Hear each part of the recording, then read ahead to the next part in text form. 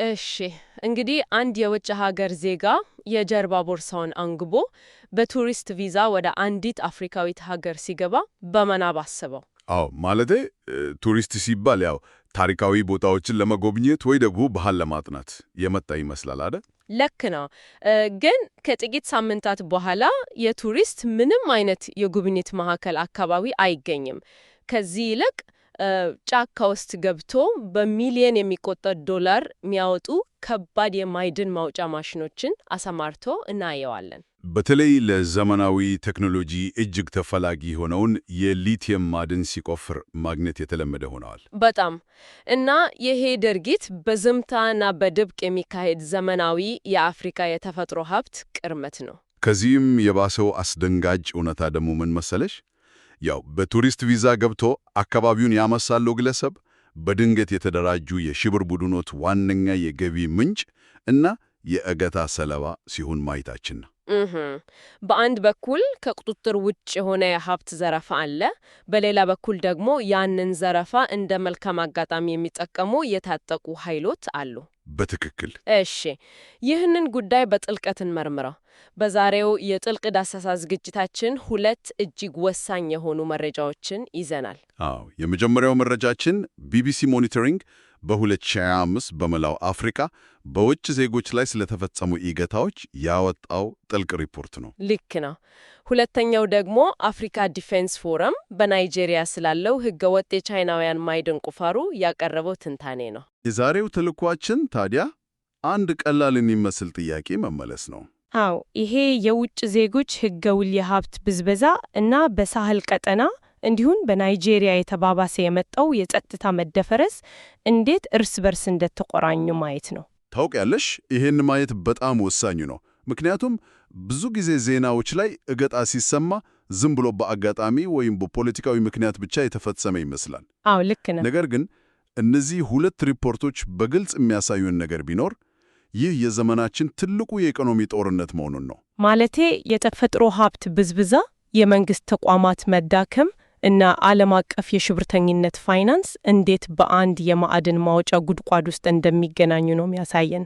በትክክል እዛ ላይ ነው ዋናው ቁም ነገር ያለው። የቢቢሲ ሞኒተሪንግ ሪፖርት መረጃዎችን ሳነብ አንድ አሃዝ ላይ አይኔ ተተክሎ ቀረ።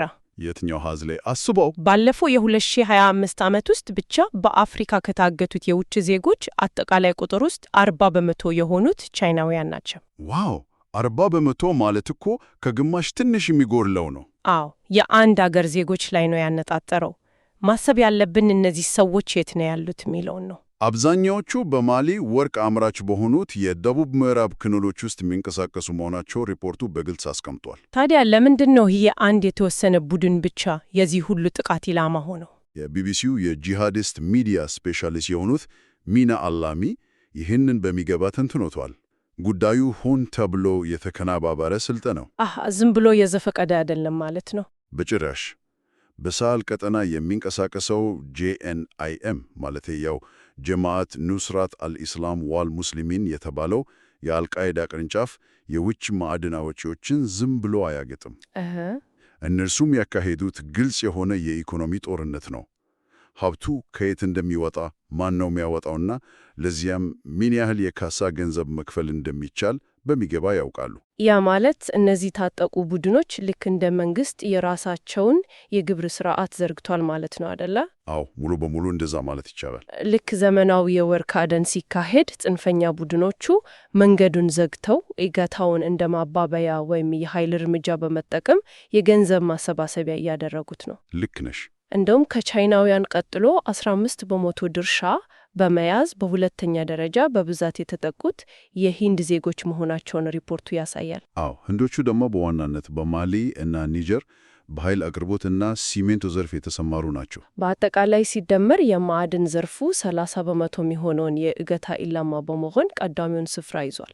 ይሄ በጣም የሚያስደነግጥ ነው። እዚህ ላይ አትኩሮት የሚስበው ጉዳይ የጸጥታ መደፍረሱ ምን ያህል ስር እንደሰደደ ማየቱ ነው። በማሊ የተፈጠረውን አንድ አስገራሚ ክስተት ማንሳት እንችላለን። የትኛውን ክስተት? ማለቴ በህዳር ወር የተፈጸመው ነው።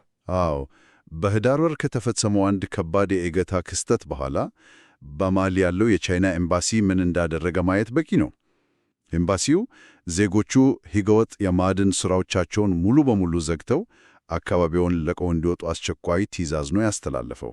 እንዴ ቆይ፣ ይህን ነጥብ በደንብ አናብራራው።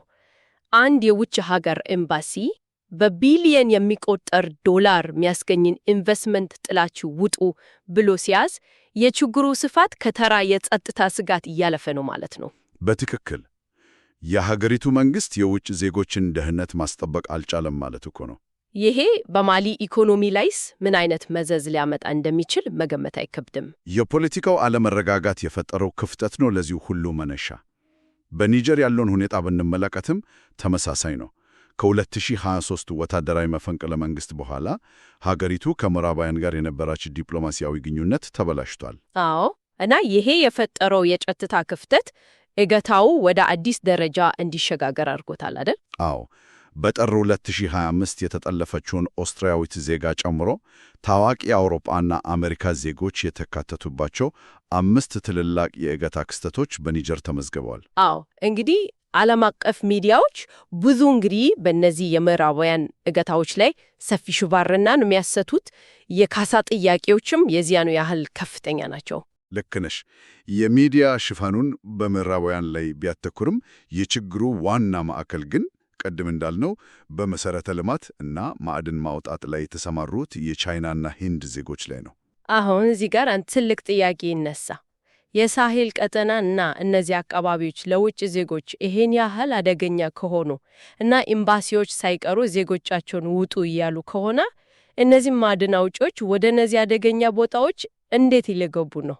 አዎ ጥሩ ጥያቄ ነው። ማለቴ ምን አይነት የሕግ ከለላ ወይም አሰራር ተጠቅመው ነው ይሄን ሁሉ ግዙፍ ኦፕሬሽን የሚያካሂዱት?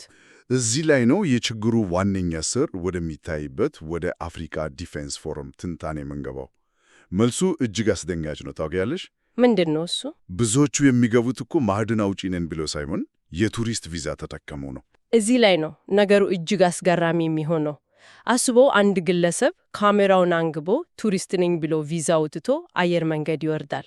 አዎ መንግስት ይህ ሰው ባህል ሊያይ መጥቷል ብሎ ያስባል። ግን ከጥቂት ቀናት በኋላ ይሄ ሰው በገጠራማ አካባቢ ከባድ የቆፋሪ ማሽኖችን አሰማርቶ ደንመንትሮ መሬት ዘልዘሎ ማዕድን ሲያወጣ ይገኛል። ይሄ ከመሬት በታች ያለ ድብቅ ስራ አይደለም እኮ። በጭራሽ ግዙፍ ማሽነሪ የሚጠይቅ ስራ ነው። ታዲያ እንዴት ነው አንድ መንግስት ይሄን መቆጣጠር ያቃተው? የናይጄሪያን ሁኔታ ስንመለከት ይሄን በግልጽ እንረዳለን። የናይጄሪያን አውድ መረዳት የዚህን ጥያቄ መልስ ይሰጠናል። ናይጄሪያ ለረጅም ጊዜ 90% የሀገር ውስጥ ምርቷን ወይንም ጂዲፒን በነዳጅ ላይ ጥገኛ አድርጋ ቆይታለች። ነገር ግን ከ2022 ጀምሮ ዓለም አቀፉ የነዳጅ ገበያ ሲዋዠቅ እና ዓለም ወደ አረንጓዴ ኃይል ሲያዘነብል ናይጄሪያ በማዕድን ዘርፉ ላይ ትኩረት ማድረግ ጀመረች። አዎ ሀገሪቱ እንደ ሊቲየም፣ ቆርቆሮ፣ እርሳስ እና ሌሎች ለዘመናዊ ቴክኖሎጂ እጅግ አስፈላጊ የሆኑ ማዕድናት በሰፊው አላት። አዎ ባለሙያዎች እንደሚገምቱት ይህ የማዕድን ዘርፍ $700 ቢሊዮን የሚያወጣ ያልተነካ ሀብት አለው። $700 ቢሊዮን? ይሄ እኮ የበርካታ አፍሪካ ሀገራትን አጠቃላይ ኢኮኖሚ ከስር መሰረቱ ሊቀይር የሚችል ግዙፍ ሀብት ነው። በትክክል። ነገር ግን ሪፖርቱ የሚያሳየው አስጊኝና አሳዛኝ እውነታ ምንድን ነው? ይሄ ሁሉ ግዙፍ ሀብት ያለ ዘርፉ ለናይጄሪያ የሀገር ውስጥ ምርት የሚያወጣው ከ1% በታች ነው። እንዴ የት ሄደ ታዲያ ይህ ሁሉ ሀብት? የሪኔቭሊን ዲቨሎፕመንት ኢኒሺዬቲቭ ወይንም RDI ያወጣው ጸጥተኛው ወረራ የተሰኘው ጥልቅ ሪፖርት የት እንደሄደ ያሳያል። አሃ ጸጥተኛው ወረራ? አዎ እነዚህ በቱሪስት ቪዛ የሚገቡ የቻይና ኩባንያዎች የአካባቢውን ደካማ የቁጥጥር ስርዓቱን በሚገባ አጥንተዋል። ማለቴ የጸጥታ ኃይሎችን እና የአካባቢ ባለስልጣናትን በሙስና ይገዛሉ አይደል? አዎ ማሽነሪዎቻቸውን በሕገወጥ መንገድ አስገብቶ ስራ ይጀምራሉ። ይህ ጸጥተኛ ወረራ የተባለው በምክንያት ነው። እንዴት? ምክንያቱም ጦር መሳሪያ ይዘው ሀገር አልወረሩም። ነገር ግን በሙስናና በሕገወጥ አሰራር የሀገሪቱን ስትራቴጂካዊ ሀብት ከውስጥ ያቦረቦሩት ነው። ዋው! ይሄ ቃል ራሱ በጣም ገላጭ ነው። ጸጥተኛ ወረራ። መሬት የተቆፈረ ነው፣ ማህበረሰቡ ከእርሻውና ከቀየው እየተፈናቀለ ነው፣ አካባቢው በኬሚካል እየተበከለ ነው፣ ግን ማንም አይናገርም። አዎ ሪፖርቱ በሐምሌ 2025 አኳ ኢቦም በተባለ ግዛት ውስጥ የሆነውን ይጠቅሳል። እዛ ደግሞ ምን ተፈጠረ? በዚያ ግዛት ያለ ፍቃድ ሲያመርቱ የተገኙ 7 ቻይናውያን በቁጥጥር ስር ውለዋል። ነገር ግን ይሄ በጣት የሚቆጠር እርምጃ ነው። ፖሊስ 7ቱን ሲይዝ ሌሎች 70,000 ድብቅ ማዕድን ማውጫዎች በተለያዩ ግዛቶች እየሰሩ ሊሆን ይችላል። ልክ ነው። የቱሪስት ቪዛ ስርዓቱ በዚህ ልክ ክፍተት ካለው የሀገሪቱን ሉዓላዊነት ራሱ አደጋ ላይ ነው ማለት አይደለም እንዴ? ያለምንም ጥርጥር ደካማ የመንግስት ቁጥጥርና የሙስና መኖር የሀገሪቱን ስትራቴጂካዊ ሀብት ለብዝበዛ ከማጋለጡም በላይ ቀጥታ ከጸጥታ መደፍረስ ጋር ይተሳሰራል። ይሄ ታዲያ በናይጄሪያ ብቻ ሳይሆን ለመላው አፍሪካ የሚሆን ትልቅ ትምህርት ነው። አዎ፣ ህገወጥ የማዕድን ቁፋሮ ኢኮኖሚያዊ ኪሳራ ብቻ አያመጣም፣ አካባቢን ያውድማል፣ ማህበረሰቡን ያስቆጣል፣ በመጨረሻም መንግስት በራሱ ግዛት ላይ ያለውን ተጽዕኖ እና ህጋዊ የበላይነት እንዲያጣ ያደርጋል። እንግዲህ የሁለቱ ምንጮቻችን አብይ ጉዳይ እዚህ ጋር ነው የሚገናኘው። አንድ ላይ ስናመጣቸው እጅግ አስከፊ የሆነ አዙሪት እንመለከታለን። ልክ ነሽ። በክፍል 1 ያየነው የሳህል ቀጠና የእገታ ቀውስ እና በናይጄሪያ የምናየው በቱሪስት ቪዛ የሚካሄድ የህገ ወጥ ማዕድን ቁፋሮ ችግር ከተለያዩ ሀገራት ጉዳዮች ቢመስሉም በተግባር ግን አንድ ላይ የተሳሰሩ ክስተቶች ናቸው። አዎ፣ ይህን ትስር እንዴት ልንረዳው እንችላለን ካልሽ ኢናክት የተባለው በአፍሪካ ውስጥ ድንበር ተሻጋሪ የተደራጁ ወንጀሎች በጥልቀት የሚከታተለው ተቋም ተመራማሪዎች ይህን ቁርኝት በሚገባ አሳይቶታል። እንዴት ነው ያሳዩት? በናይጄሪያም ሆነ በሌሎች የሳህል አካባቢዎች ባለው ህገወጥ ማዕድን ቁፋሮ ውስጥ የተለያዩ የታጠቁ ቡድኖች ቀጥተኛ ተሳትፎ እያደረጉ ነው። ማለቴ ህገወጥ ማዕድን አውጪዎች ጥበቃ ይፈልጋሉ፣ የታጠቁ ቡድኖች ደግሞ ገንዘብ ይፈልጋሉ አይደለ? በትክክል። ስለዚህ ማዕድን አውጪዎቹ ለእነዚህ ቡድኖች ግብር ወይም ቀረጥ ይከፍላሉ። አንዳንዴም ቡድኖቹ ራሳቸው ማዕድኑን ይቆጣጠራሉ።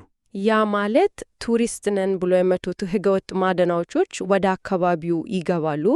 ከዛ በገዛ ፈቃዳቸው አሊያም ተገደው ለታጠቁ አሸባሪ ቡድኖች ማለቴ እንደ JNIM ላሉት በብዙ ሺህ የሚቆጠር ዶላር ይከፍላሉ። አዎ። ታዲያ ያ ገንዘብ ወደ ምን ይቀየራል?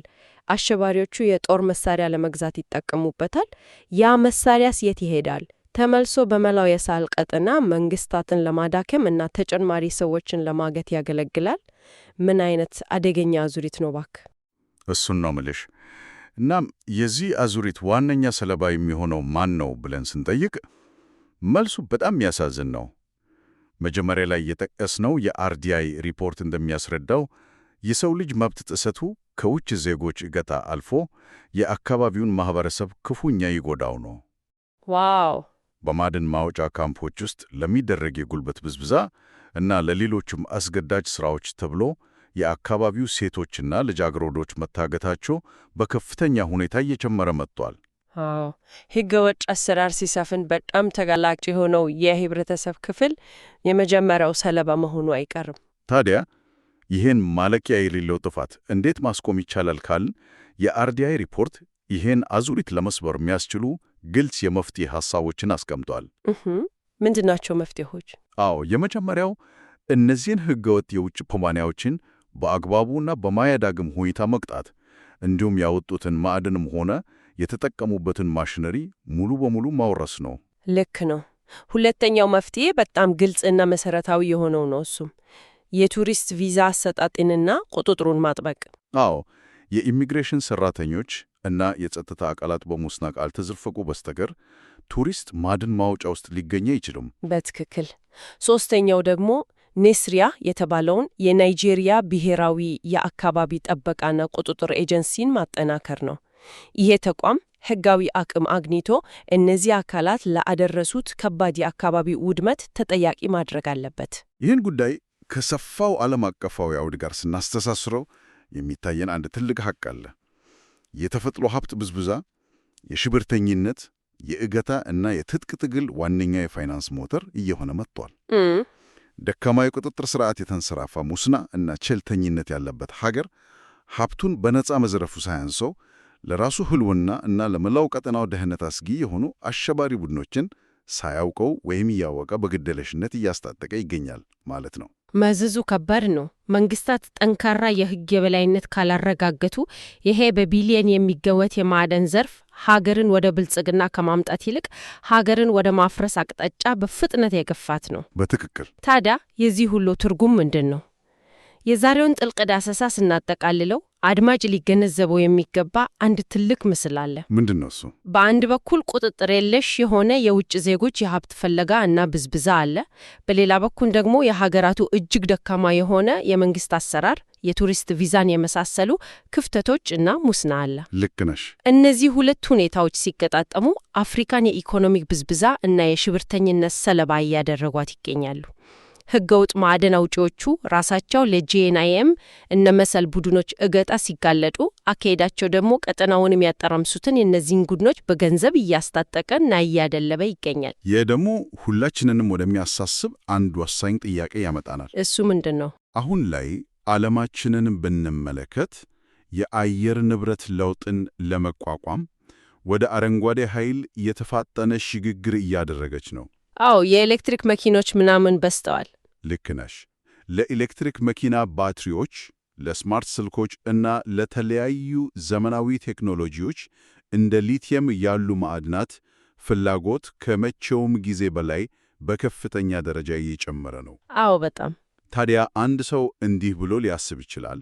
የዚህ ዘመናዊ ቴክኖሎጂ እና የአረንጓዴ ኃይል ሽግግር ትክክለኛው ዋጋ ወይንም የተደበቀው ዋጋ ምንድን ነው ብሎ መጠየቅ አለበት። ዋው፣ ጥሩ ጥያቄ ነው። ያው ዋጋ በእነዚህ አፍሪካ ሀገራት ውስጥ የሚፈጠረው ማለቂያ የሌለው የጸጥታ መደፍረስ፣ የአካባቢ መበከል፣ የሴቶች መታገት እና የሽብርተኝነት አዙሪት ሆኖ ይቀጥል ይሆን የሚለው ነው። እጅግ አስገራሚ ጥያቄ ነው። ንጹህ አየር እና ዘመናዊ ቴክኖሎጂ በምዕራቡ ዓለም እና በበለጸጉ ሀገራት ስንጠቀም መነሻው ግን ደም አፋሳሽ ከሆነው ከሳህል እና ከናይጄሪያ ህገወጥ ማዕድን ማውጫዎች ሊሆን ይችላል። አዎ፣ ይህ አዙሪት የሚሰብረውን ጠንካራ ተቋማዊ አሰራር ሲፈጠር ብቻ ነው። በትክክል አብራርተዋል። የችግሩን ውስብስብና ስር የሰደደ ባህሪ መረዳት ለመፍትሄው የመጀመሪያው እርምጃ ነው። የዛሬዎች መረጃዎቻችንን የሚያሳዩንም ይሄንን መራራ እውነታ ነው። ልክ ነሽ። የዛሬውን የጥልቅ ዳሰሳ ዝግጅታችንን በዚህ ያጠናከንን። ዛሬ መጋቢት 20 ቀን 2018 ዓ.ም ወይንም ማርች 29 2026 ነው። ጥናታችሁ እና ፕሮጀክቶቻችሁ ግብዓት የሚሆኑ ልዩ ሪፖርቶችና ሰነዶችን በአዲሱ ድረገጻችን በwww.samail.inc ላይ ማግኘት ትችላላችሁ። በተጨማሪም ዝግጅቶቻችንን በስፖቲፋይ፣ በአፕል ፖድካስት፣ በአማዞን ሚውዚክ፣ በካስትሮ፣ በፖድቢን እና በኦዲብል ላይ ማዳመጥ እንደምትችሉ እናስታውሳለን። ይህን አሳሳቢና ውስብስብ ጉዳይ አብራችሁን ስለመራመራችሁ እናመሰግናለን። አዎ፣ በጣም እናመሰግናለን። ቸርን ሰንብት።